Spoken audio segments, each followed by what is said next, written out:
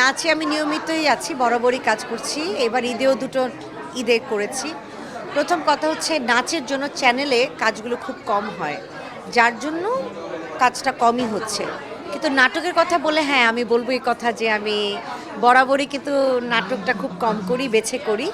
সামনে দু একটা কাজ আছে, যদি ভালো হয়, স্ক্রিপ্ট ভালো হয়, আমি অবশ্যই করব। দু এক বছর আগের থেকেই বলা শুরু করেছে, যেটা আরও গাঢ় হবে, যে মানুষ আসলে খুব প্রাউড ফিল করবে। আমরা যারা বাঙালি, আমরা প্রাউড ফিল করব, ওয়াও আমাদের দেশে কিন্তু এত ভালো ভালো সিনেমা হয়। আমাদের কিন্তু আসলে অন্য দেশের সিনেমা তখন দেখতে ইচ্ছেও করবে না। I am so proud of that, যে বাংলাদেশে এত ভালো ভালো সিনেমা হচ্ছে। একটা কথা না বললেই না, যে যখন আমি ছোট ছিলাম তখন কিন্তু বলতো বিকল্প ধারার চলচ্চিত্র, যেটা আমি করেছি, দুখাই, লাল সালু, জয়যাত্রা। এই ধরনের হাওয়া বদলের মধ্যেও কিন্তু হাওয়াটা হয়েছে, যেটা বিকল্প ধারা স্টাইলের। এখন কিন্তু এই ধরনের কাজগুলো মানুষ অনেক বেশি এনজয় করছে। এদিক দিয়ে আমি অনেক সার্থক। আমি বলবো যে এই ধরনের কাজগুলোর মধ্যে কিন্তু অনেক বড় চ্যালেঞ্জ থাকে। বাণিজ্যিক সিনেমা এক ধরনের থাকে, বিকল্প ধারার চলচ্চিত্র কিন্তু এক ধরনের থাকে, এবং এই দুটো কাজ করার মধ্যে যে আনন্দ একটা শিল্পী পায়, এবং এই যে ভালো ভালো কাজ হচ্ছে, আমি মনে করব যে প্রতিভাবান শিল্পীরা এবং যারা নতুন উঠতি, তাদের কিন্তু অনেক সুযোগ চলে আসছে এবং নিজের ট্যালেন্টটাকে প্রকাশ করার জন্য। সময় চেঞ্জ হয়, তাই না? সময় কারোর জন্য বসে থাকে না। আমি একটা কথায় প্রবাদ বাক্য দিয়ে বলতে চাই, যে আমার মনের একটা কথা, যেমন আমি আমার মাকে বলি যে মা, তোমার সময় কিন্তু কি ছিল, তোমার সময় কোনো প্রেম ভালোবাসা বলতে কিছু ছিল না, স্যাটেল টাইপের একটা বিয়ে হতো।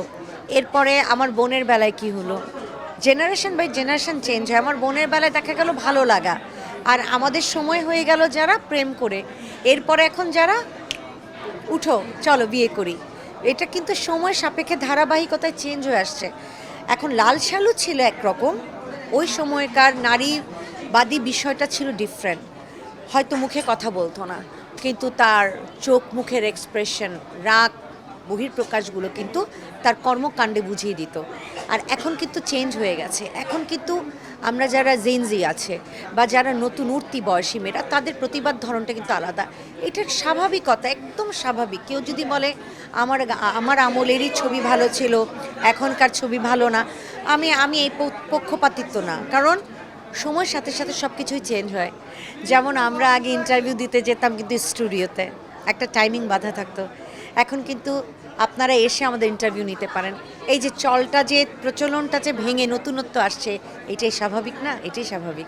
প্রতিটা শিল্পীরই মনের খোরাক, ইচ্ছা থাকে যে আমি কাজ করে যাব। প্রত্যেকটা শিল্পীর যেমন মনে একটা বাসনা থাকে, আমারও মনে অনেক বাসনা, যে আমি আরও কাজ করতে চাই, আমি আরও ভালো কাজ করতে চাই, আমি আমার দেশকে, আমার দর্শককে মেসেজ দিতে চাই আমার কাজের মাধ্যমে। আমরা সব শিল্পীরা কিন্তু ঘরে ঘরে যে কিন্তু মানুষকে সাহায্য করতে পারি না। আমাদের way of talking, way of প্ল্যানিংয়ে কিন্তু অন দ্য স্ক্রিনের মাধ্যমে কিন্তু আমরা যদি সুন্দর একটা মেসেজ দিতে পারি, আমার দেশের মানুষজন, জনগণ কিন্তু সেটা নেয়, পজিটিভলি নেয়। সো এই জায়গাটা না মিস করি। আমি চাই যে ভালো কাজ করে শিল্পীরা, আমরা যারা আছি, আমরা ভালো কাজ করব, ভালো কাজ করে দেশের জন্য, দেশকে বাইরে রিপ্রেজেন্ট করব। এটাই আমার চাওয়া।